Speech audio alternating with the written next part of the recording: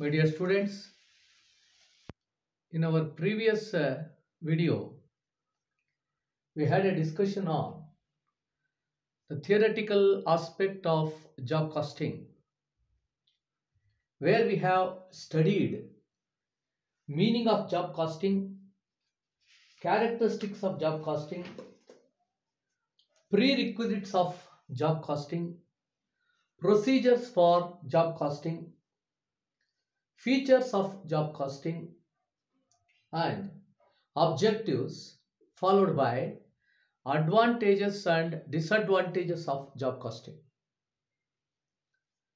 In today's class, only one particular topic is left, that is the difference between the contract costing and job costing. After explaining the differences between the job costing and the contract costing, I would like to solve one problem on job costing, which is already solved on the board. You have both the problem and solution of this particular job costing. This is for 5th semester BCom course, costing methods. See the differences between the job costing and the contract costing are: the first important difference of job costing and contract costing is job costing is for small size. A job is for small size, whereas the contract is for large size. The first difference between the job costing and the contract costing is the job is for small size and the contract is for larger size. First difference: job is small and contract is large. Second important thing, the job is performed at the workshop of the proprietor or within the premises of the proprietor. The job is performed at the workshop or the premises of the proprietor, whereas contract is performed or executed outside the premises of the proprietor. Coming to the third important thing, job takes less time. Job takes less time, whereas contract takes more time. Job takes less time, whereas the contract takes more time, because the duration in case of the job is smaller when compared to the duration of the contract. Coming to the fourth important difference, the selling price is paid in full after completion of the job. When once the job is completed, the entire selling price will be paid at a stretch in lump sum. So total amount pertaining to the selling price would be cleared immediately after completion of the job. Whereas in case of contractor, the price is paid in installments. The contract price is not paid in one lump sum, whereas it is paid in installments based on the work certified by the architect. Based on the work certified by the architect. So the next important thing is there is a heavy initial investment in case of the job. In case of the job, there is heavy initial investment. Initially, you have to invest more in case of the job, whether it is on the plant and machinery or on the premises or on the land and building, whatever it may be. The initial investment in case of the job is more, whereas the initial investment in case of the contract is less, because the site is provided by the customer. The site is provided by the customer. See, gradually the investment will take place. At a stretch, there is no need for us to invest exorbitant money or heavy capital in the beginning itself. See, this is the fifth important difference. Coming to the last difference between the job and the contract is that here the costs pertaining to the job may be direct or indirect. I had already explained what is the direct expenditure and indirect expenditure. That means the expenses pertaining to the job may be direct or indirect, whereas in case of contracts, most of the expenses are direct. In case of the contract, most of the expenses are direct in case of the contract.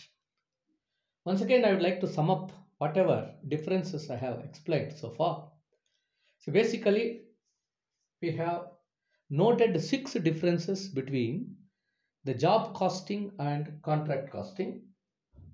The job is small in size, whereas the contract is big or large in size.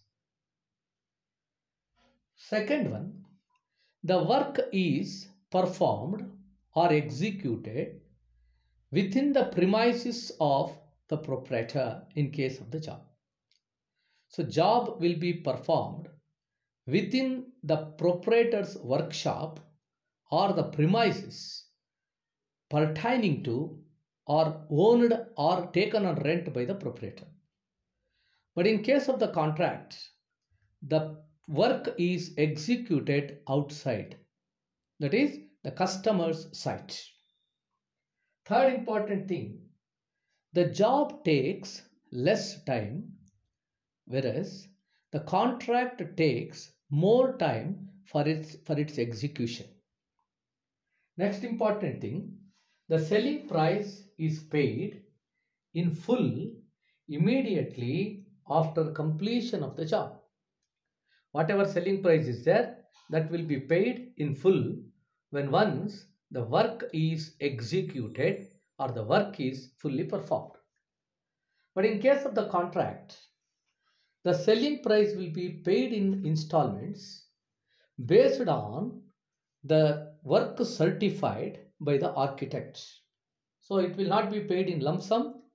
As the work proceeds or the work progresses, the money will be paid to the proprietor.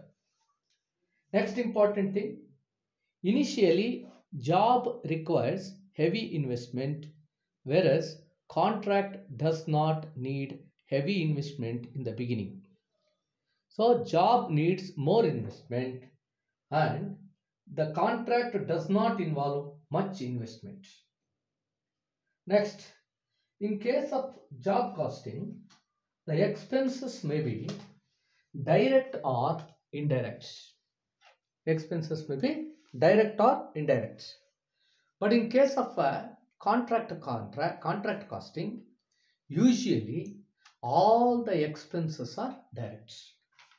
These are some of the differences which we had not discussed yesterday.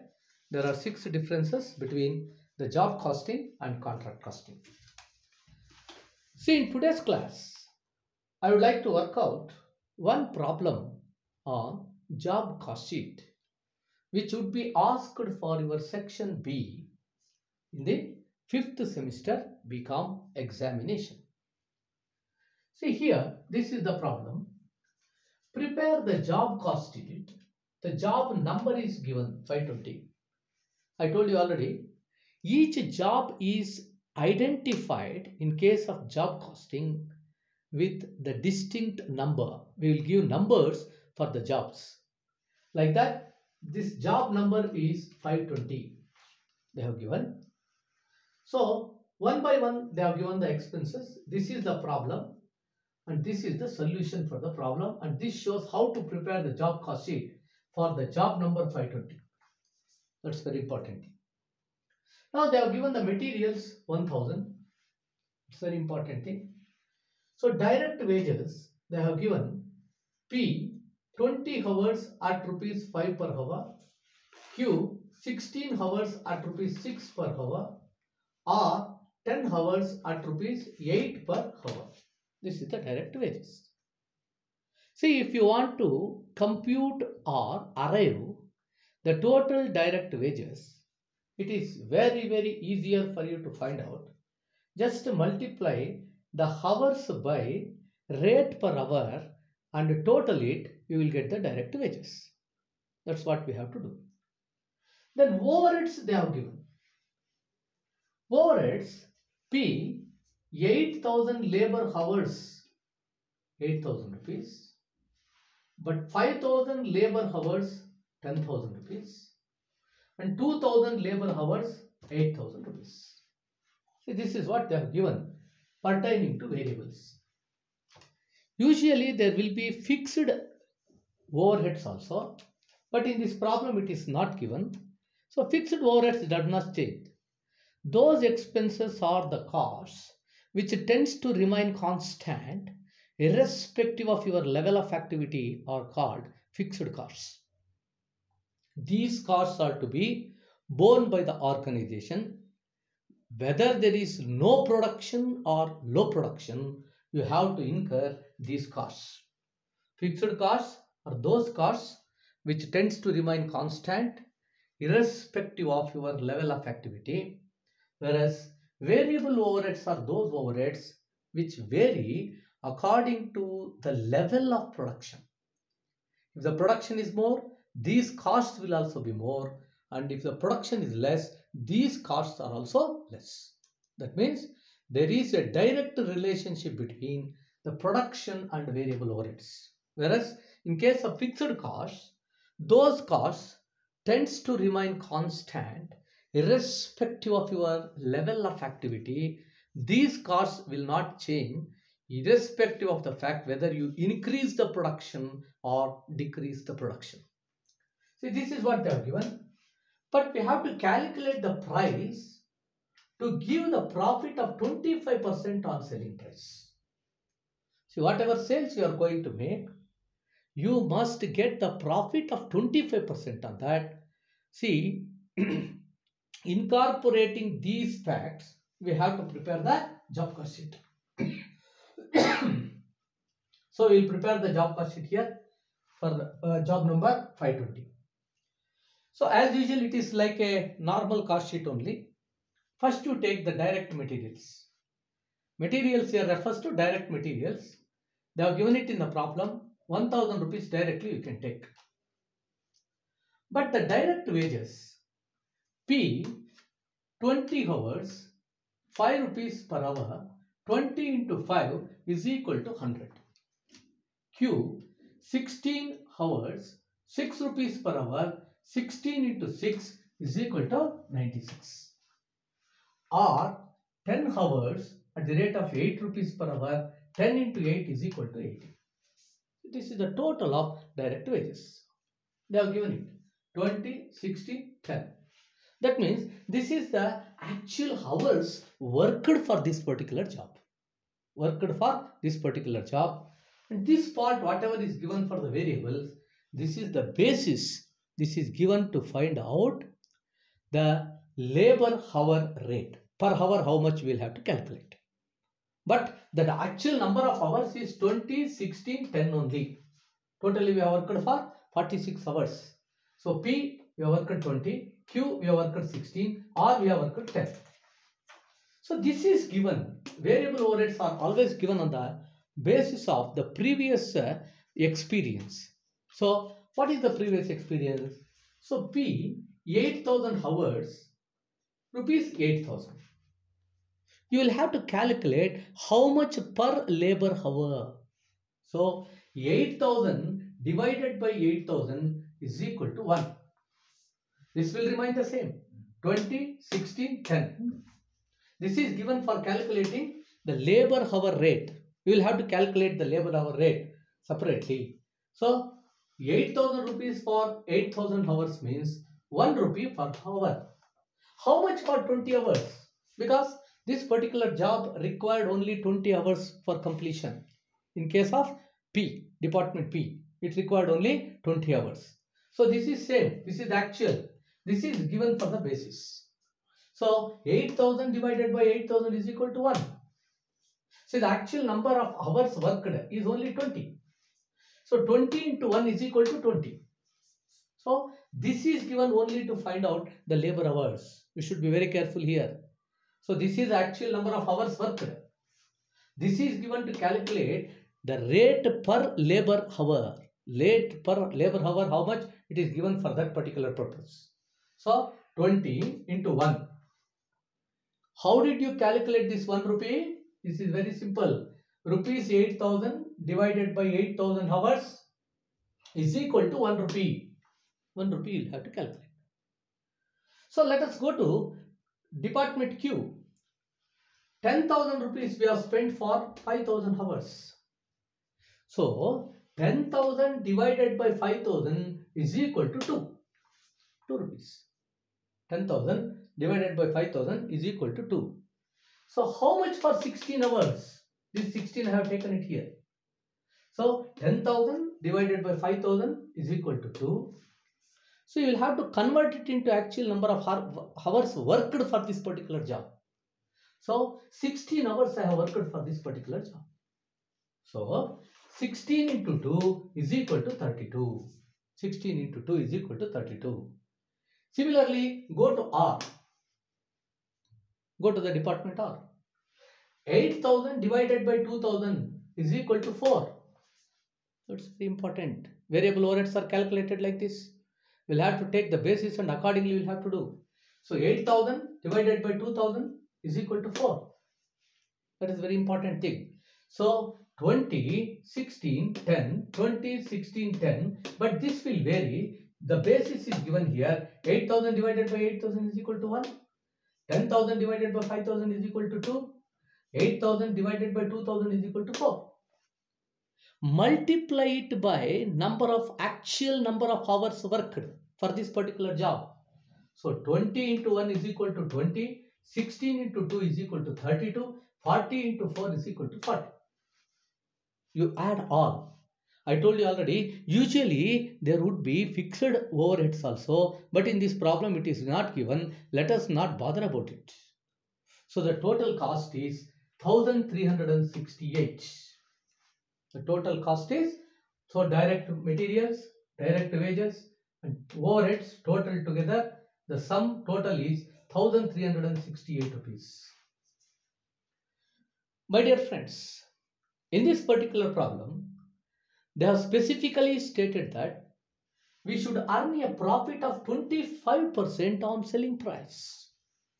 Selling price.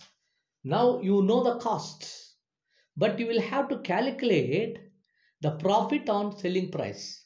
Selling price we don't know. That's very important thing. So you know very well that when the cost is known, and you are asked to find out the profit on sales. This is a very, very important area. When you know the cost, but in the problem they have asked you to calculate the profit on sales.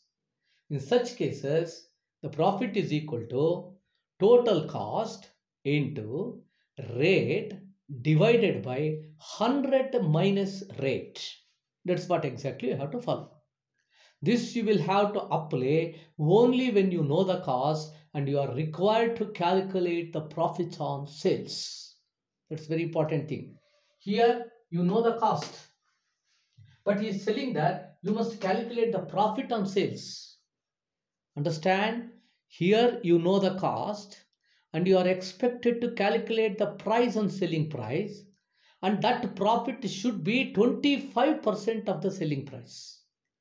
That profit must be 25% of the selling price, but you know only the cost. You don't know the selling price. Directly you cannot do that.